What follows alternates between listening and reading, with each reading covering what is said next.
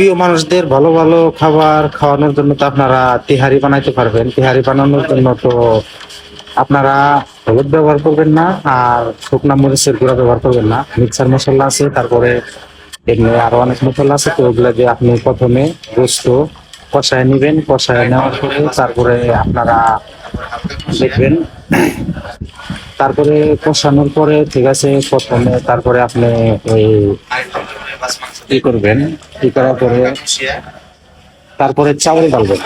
চাউল ঢাইলে ঠিক আছে, হালকা পেঁয়াজ দিবেন। পেঁয়াজ দেওয়ার পরে চাউল কষানোর পরে তারপরে ভালো কষান হলে পরে তারপরে আপনি ওই কষাইতে থাকবেন। হালকা কষান হলে পরে তারপরে আপনি ওই গোস্ত আছে, গোস্ত ঢেলে দিবেন। দেওয়ার পরে তারপরে আপনি দেখেন, আপনারা দেখলে পরে সম্পূর্ণ আপনারা তেহারি তৈরি করতে পারবেন।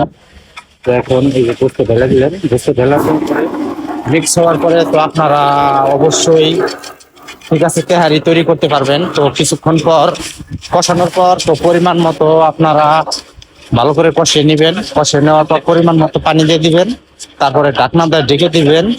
তো দেখবেন যে তেহারি তৈরি হয়ে গেছে এই আর কি। তো আপনারা সম্পূর্ণ শেষ পর্যন্ত দেখবেন ইনশাল্লাহ এই আর কি। আর তেহারি তৈরি করতে কি কি লাগে তো আপনারা তো জানেনই। আপনারা মরিচ ব্যবহার করবেন না, হলুদ ব্যবহার করবেন না, আর পরিমাণ মতো সবকিছু মশলা দিবেন, ইনশাল্লাহ তেহারি তৈরি হয়ে যাবে।